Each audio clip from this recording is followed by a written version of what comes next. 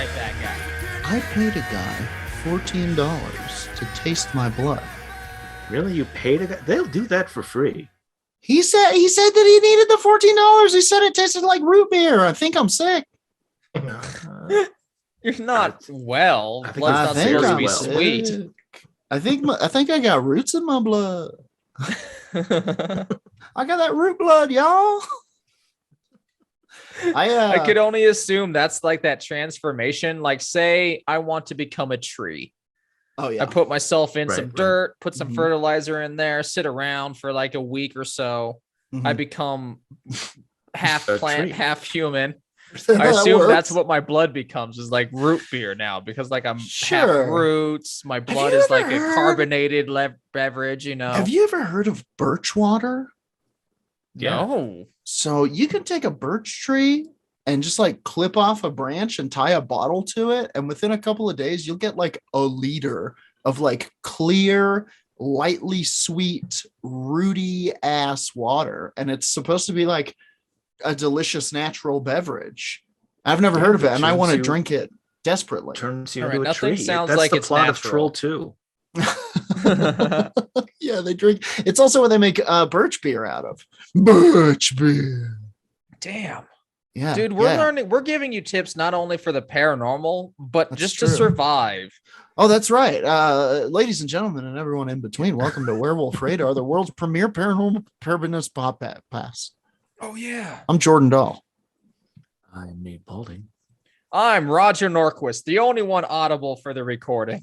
Today's episode of Werewolf Radar is brought to you by Monstroko brand Crystal Skulls. Plus 10 psychic, minus 10 constitution. Have your skull replaced today with a Monstroko Crystal Skull. What the fuck? They're very It sounds like an fragile. upgrade. But you get powers, but it's like it's real fragile. Like you Well, want and you get to meet Dan Aykroyd, right? Oh yeah, he's there. He's there He for signs it before they put it in your flesh. every insertion. Yeah, he drinks the He vodka downs the vodka out of and every then, bottle, and then they put it in your head.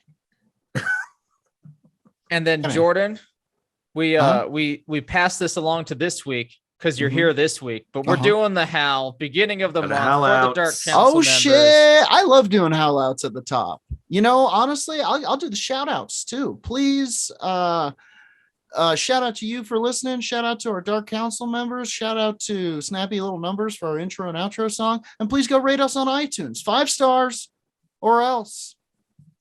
That's our motto. Indeed.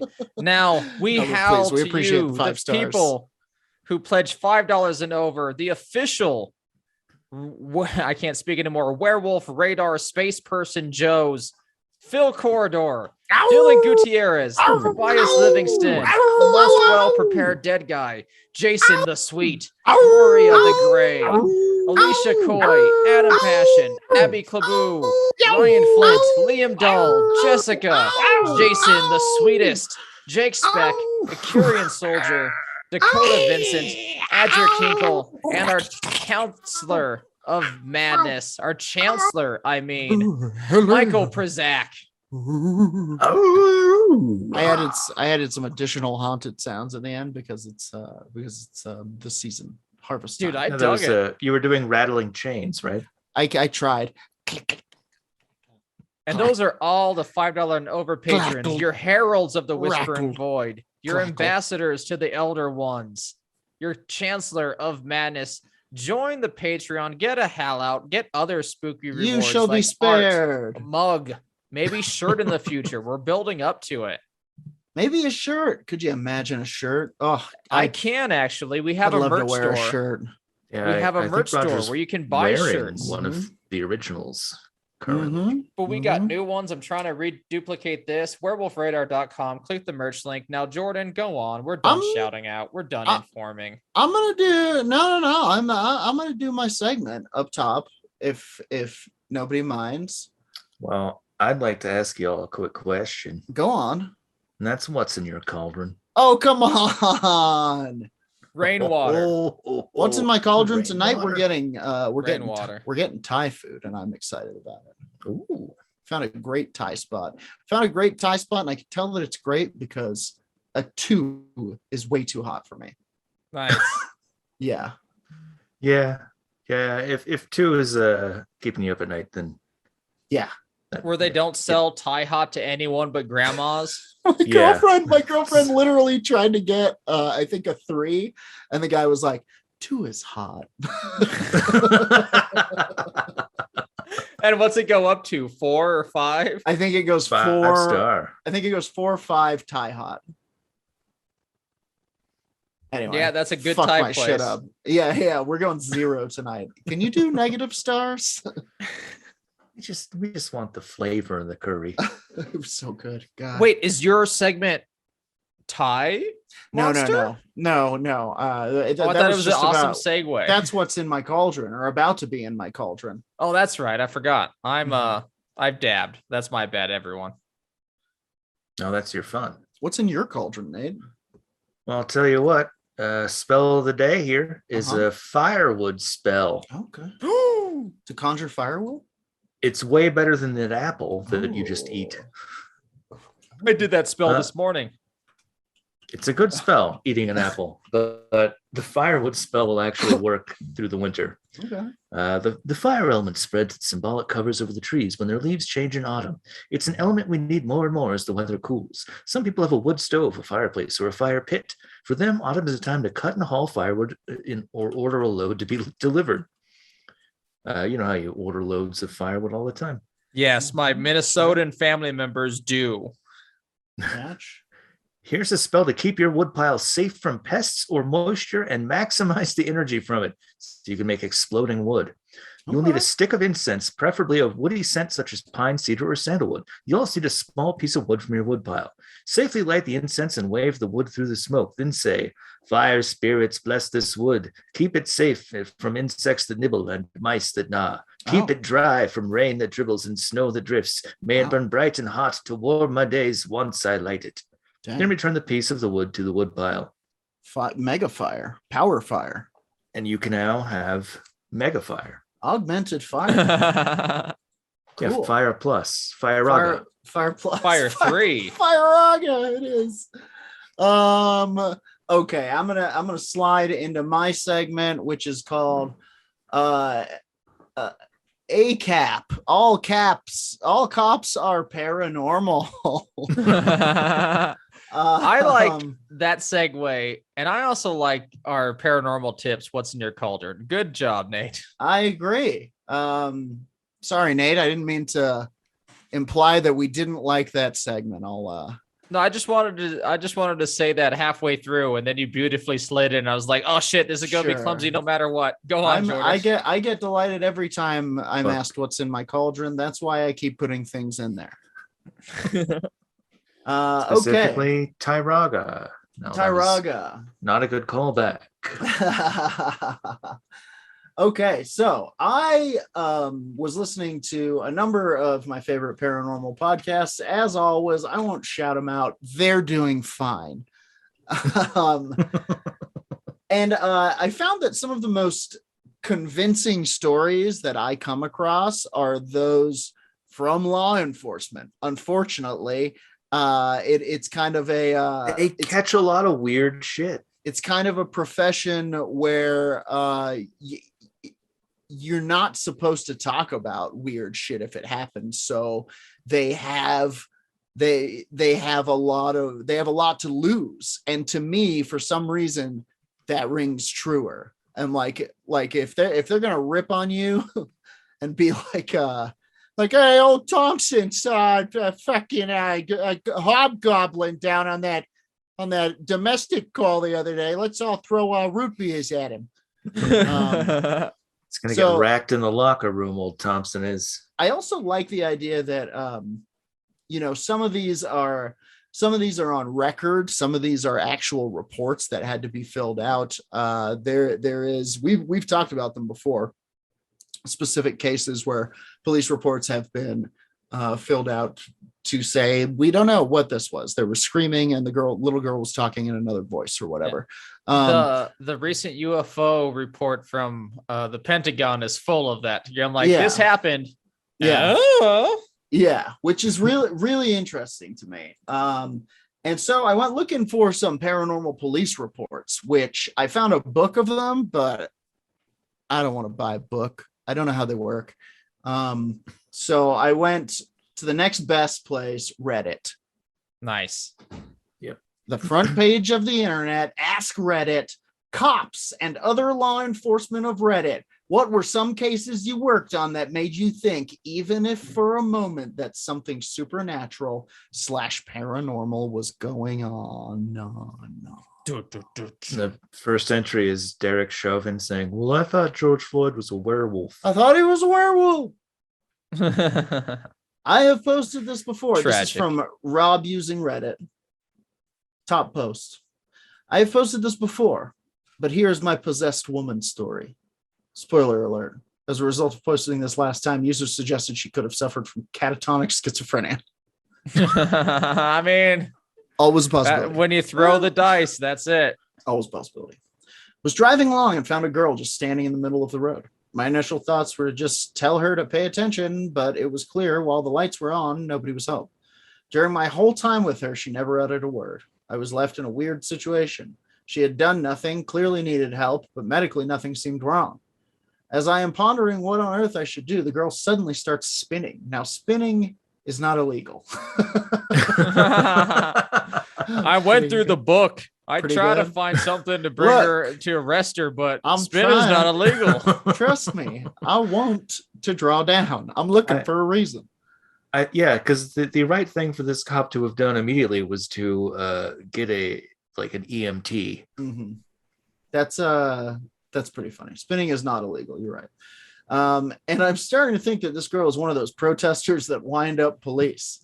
I've dealt with Troll Station before. I don't know what Troll Station is, but so I think crack on, spin to your heart's content. Then she loses her balance and falls, whacking her head on the side of the police car. Great. So I call an ambulance. Call an ambulance. Seems fine. He calls an ambulance. Still not talking, but she is looking up at the night sky, or at the sky. It's a nice day, so fine. Enjoy the sun. I do some writing and look back at her now bright red face and watering eyes and realizing she is trying to damage her retinas by forcing herself to look directly at the sun. Nice. How does he realize that? I don't know. I would not think that someone was deliberately trying to fuck up their eyes if I just saw him staring at the sun. If you saw them like forcing themselves to stare at the sun with like tears streaming down their face. No, I would think something was severely wrong with their mind. Well, so does he. He says, that's a new one on me. So I'm holding a book or something above her to shield her eyes. Ambulance arrives and we get to the hospital. And now she has forgotten how to walk. Now I'm 99% sure she is a wind-up merchant. Oh, Britain. But I get her a wheelchair. In the wheelchair, she strikes up a I'm a little teapot pose and keeps this up for the next hour. Zero movement, just frozen with her arms out. Yeah. So I now have 3 potential situations. 1, she's pretending to be frozen in time. 2, she is suffering from a mental health issue. 3, she has been possessed. By now, 4, she's frozen in time. You considered 6. This. Sure. She needs a teacup. She's the teapot. You need to be the teacup. Exactly. I'm convinced it was the latter, but I section her and leave her with professionals. A week later, I call the hospital and they tell me she's still frozen. Wait. Damn. Crazy. Very weird. I think Roger's right. She needs a teacup. Yeah, I think that person is probably pretty sick. Okay. This next one is by Reddit user Deleted. They fucking found him. My brother is a deputy. At the time, I worked as an EMT for small towns in Northeast Colorado. Woo! Boo. Go Lyman. I frequently went on ride along. You said Northeast, right? Yeah, while waiting for 911 calls to come in. 911 calls, Jesus. This took place. He wrote it as 911. Wow. 9/11. Nice. This took place in Amherst, Colorado. Town is very small. Shout out Amherst. About 50 people, a church, some houses, a grain tower, and a park. It was about 3 a.m. We were about to call it a night. As we were making our last check on Amherst, we noticed movement at the park, but couldn't tell exactly what was going on because it was pitch black. We drove up and stopped alongside the dirt road, flipped on the spotlight, and as we moved the light around the park, it finally settled on the back of a young girl, maybe 13, sitting on a swing with her back facing us. We left the spotlight on her. She wasn't moving. She just sat there facing away from us, looking down at the ground. Needless to say, it was a very creepy situation. We both looked at each other with that face that you would make when something is out of the ordinary. I quickly suggested that we should call her over using the PA system. Hey, little girl. Get off that swing and come over here with your hands up. Excuse me, the devil. PA system. He agreed. As we look back over, she was gone. I mean, no signs of anyone anywhere. The park was in a wide open area, so she couldn't have gotten out of sight in the amount of time that we had our exchange of words. I remember saying, should we go out and look for her? Maybe she hid behind one of the park toys or something. My brother just looked at me and said, hell to the no. And drove away. It still creeps me out to this day. Boy, your brother should have said something a little less dorky there, but yeah. I would have done it. Something. Mm-hmm. Yeah, I might have let's do it, bro. I might have gone had a look.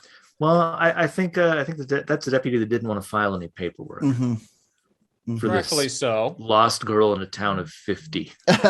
Sure. Yeah, you got to find that girl. Yeah, that's not one you can just let slip by through the numbers. Okay, this next one is by Anxiety Depressed Fun. Obligatory, not my story, my uncle's. Years ago, my uncle told us about a woman who would call the police station just about every night claiming that, quote unquote, fairies or elves were breaking into her house and stealing her food. As is custom, every time she calls, they send a unit to check on her. My uncle gets it about 2 to 3 times per week. Every night, they stop by her house and reassure her that no one has broken in and calm her down. One night, when they get to the house, she has poured powdered sugar all over the floor to, quote unquote, record their tracks. And my uncle says he literally has to do a double take. All over the floor of the kitchen are these little tracks, tiny, like nothing he's seen before.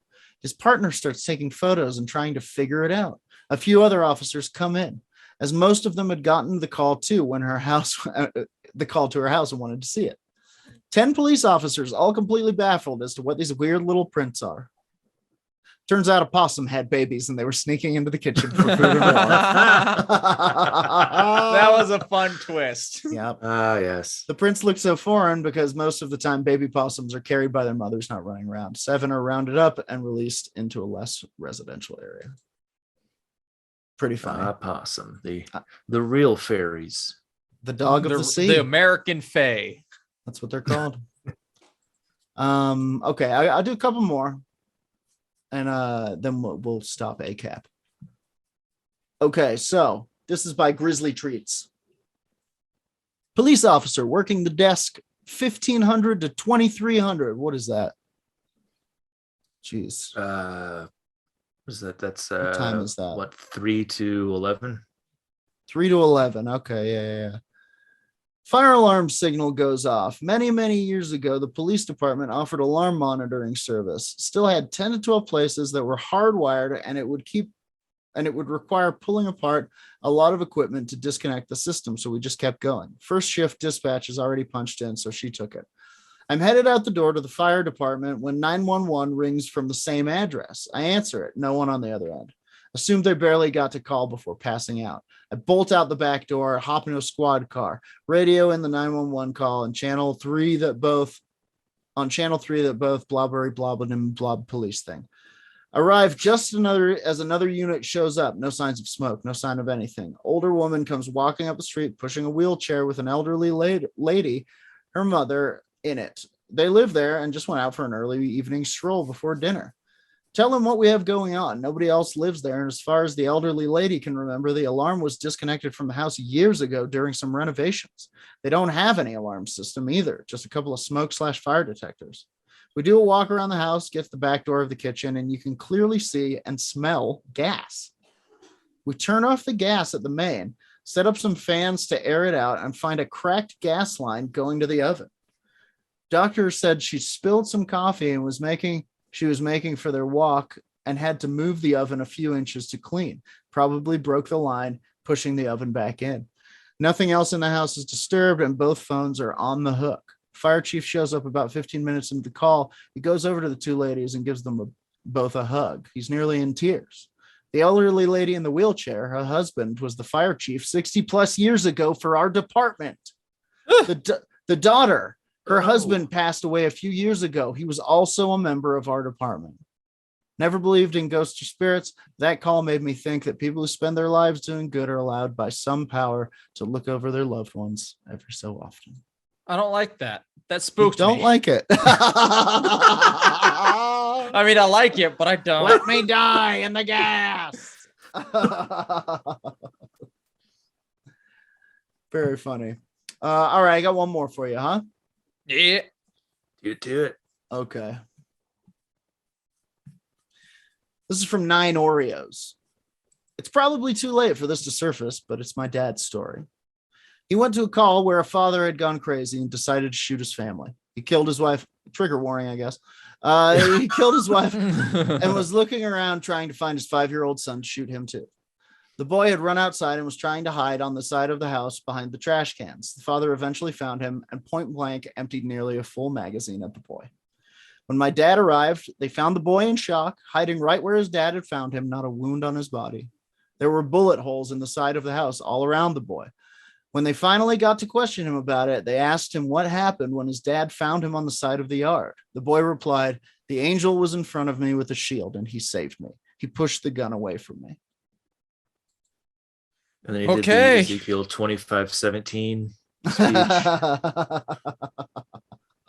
Another one that gives me the goosebumps. These are all phenomenal. Pretty wild. Okay, one more. What the hell, huh? Yeah, I need some more. I need some more. Okay. I'm roasting a s'more right now. This one is particularly spooky, actually. This is Russ Death Taxes. I'm a second-generation firefighter. My father spent the latter days of his career as a fire safety director at a massive mental asylum. Our state version of OSHA has to come and do inspections at all facilities. He was no exception, so the OSHA inspectors make their way to an abandoned part of the facility that used to house the criminally insane. Ooh, that's my character in D&D. Right? Already yikes. The absolute worst of the worst. Serial killers, rapists, cannibals, etc. The Joker, the Riddler. My father, this guy who loves birds. My father left them with keys and a flashlight because the electricity didn't work. The inspectors were radioing back to my father that they kept hearing talking and footsteps, which was impossible. Not even squatters could move around because each section is isolated with locked doors to prevent escape. Eventually, the inspectors give up and actually flee without finishing. My dad decides to stick around and check the alarm boxes. They didn't. As he is checking one of the alarms, he feels as if someone is watching him from down the hall. As he looks, a shadow forms with a head, shoulders, torso, but no legs, and just 2 holes where the eyes should be. That's fucking terrifying. Well, My dad noped I'm the max hell out. chilled right now. My goosebumps. Seriously. Max chill. Since the hospital is shut down, it's been on Ghost Adventures, Ghost Hunters, and myriad of other shows and movies. My dad has been in some of them. Interesting. Jason from Ghost Hunters called it the scariest place he's ever investigated. Crazy. Yeah, it sounds like a level of phasmophobia. Seriously, boy, we got to play that game again. By the way, all right, we can set up a special. We can set up a special thing if we want to do it for the people Bigfoot and have it recorded, or we just play it. We're friends. We maybe can play Halloween games. night. Maybe we'll spend a safe Halloween gaming, huh? Game-a-ween. They'll call it forevermore. And so ends the first edition of ACAP. All Cops Are Paranormal. Yeah, it's hard to say. ACAP. Me next?